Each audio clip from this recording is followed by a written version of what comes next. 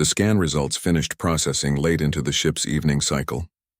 Thessar sat alone at first, staring at the data slowly filling his screen before calling Vel and Brask to join him.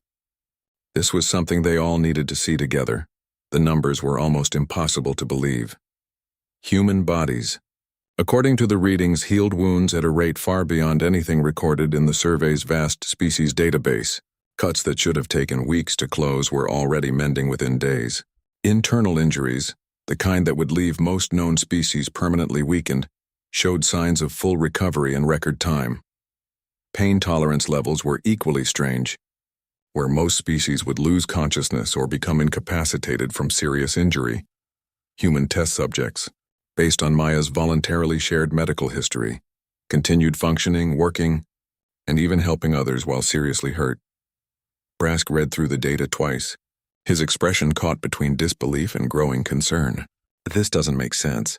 No weapon, no armor, no defense fleet, and yet biologically, they might be one of the most dangerous species we've ever encountered. Vel looked up, finally understanding. It's not about what they choose to do, Captain. It's about what they're capable of surviving. Thessar nodded slowly, the pieces finally falling into place after days of confusion and fear. He requested one final conversation with Maya. Not as a researcher this time, but as someone seeking honest answers. When she arrived, Thessar explained everything. The original hostile warning, the 2 missing ships, the strange biological data, the very same questions that had haunted his crew since they first arrived in this system. Maya listened carefully, her earlier playful tone fading into quiet thoughtfulness. "So your system marked us as dangerous," she said slowly. "Not because of bombs or armies, but because we're hard to kill?"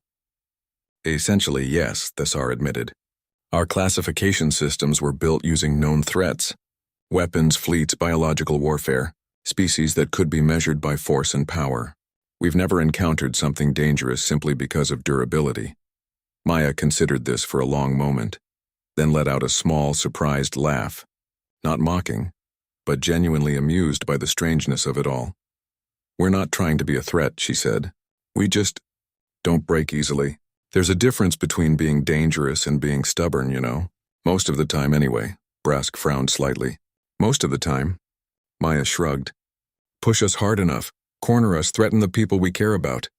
And yeah, we tend to get a little unreasonable. But that's true of most species, isn't it?" Thessar thought about this carefully. It made a strange kind of sense.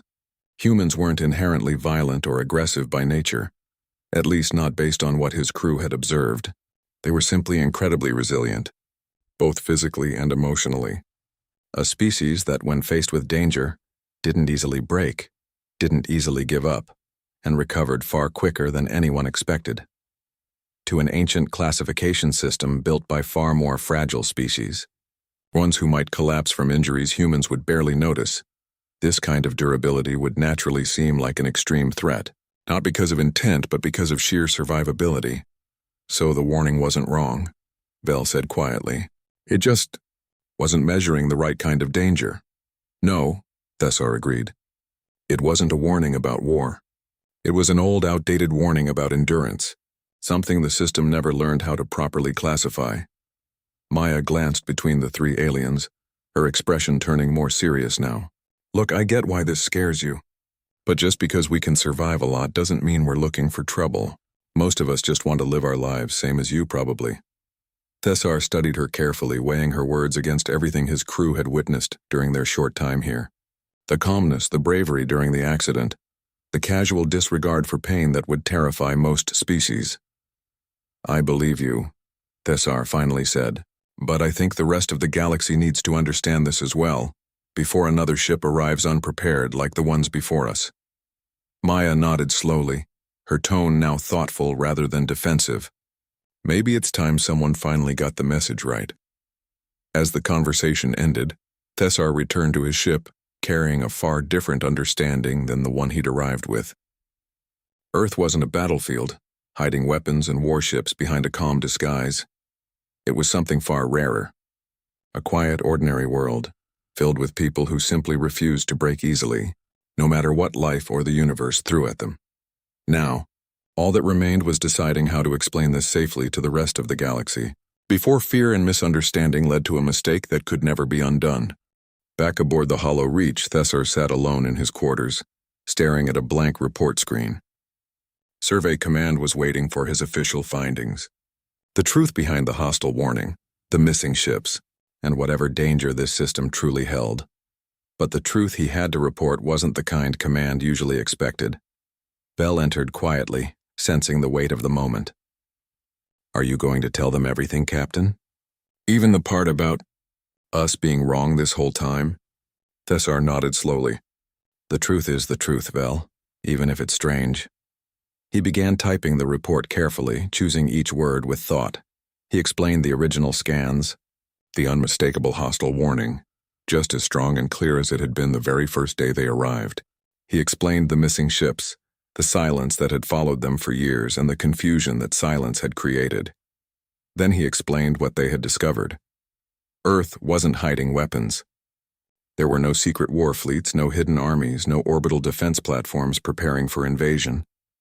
The humans living below were, by every outward appearance, an ordinary, curious, and surprisingly peaceful species. The true danger, Thessar wrote, wasn't something humans had built. It was something they simply were. He described the medical findings in detail: the unnaturally fast healing, the unusually high pain tolerance, the way their bodies recovered from injuries that would permanently damage or kill almost any other known species. He explained how the ancient classification system, built using far more fragile species as its baseline, had likely misread this incredible durability as an active threat, simply because it had never encountered anything like it before. He included Maya's words as well. Almost word for word, humans weren't naturally violent. They weren't searching for conflict.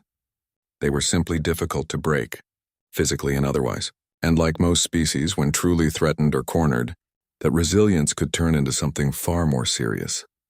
At the end of his report, Thessar wrote his recommendation carefully. Recommend immediate reclassification. Threat designation hostile is misleading and outdated. Suggest new classification, enduring. Future contact should proceed with caution, respect, and clear diplomatic intent, not weapons and not assumptions of war. He paused before sending it, rereading his own words one final time. It felt strange, writing something so different from every report he'd filed before, but it also felt right. He sent the report. Hours passed in tense silence as Survey Command reviewed everything: the data, the historical records, Thessar's detailed explanation. Finally, a reply came through. Command acknowledged the findings and agreed to begin the reclassification process. Earth's designation would change, slowly and carefully, from a feared unknown threat to something far more accurate. A resilient, peaceful species deserving careful diplomacy rather than fear or aggression. It wasn't a perfect ending. Some within Command remained skeptical, worried that such unusual durability still posed unknown risks. But for now, the warning that had haunted this system for decades had finally been understood. Not erased, but properly explained. As the Hollow Reach prepared to leave the system, Vel approached Thessar one final time, his expression thoughtful. "Captain," he asked quietly, "what happens if another ship comes here someday and they're not as careful as we were? What if they assume the worst, the way the system originally suggested?" Thessar considered the question carefully before answering. He thought about Maya's calm laughter, the bravery of the injured man who refused to stop helping others despite his own pain, the entire unexpected nature of humanity itself. "I hope," Thessar said slowly, "that our report reaches them in time. I hope they read it carefully and understand what we now understand, that strength isn't always loud or visible. Sometimes the most dangerous beings in the galaxy are simply the ones who refuse to give up." He looked one last time at the small blue and green planet glowing softly on the main screen. Calm, quiet, and utterly unaware of how close it had come to being misunderstood by the rest of the galaxy. "Let's hope," Thessar added quietly, "that nobody else has to learn that lesson the hard way." With that, the Hollow Reach turned away from the system, leaving Earth behind, not as a marked threat anymore, but as a newly understood mystery, one that the galaxy, perhaps for the first time, was finally ready to approach with curiosity instead of fear.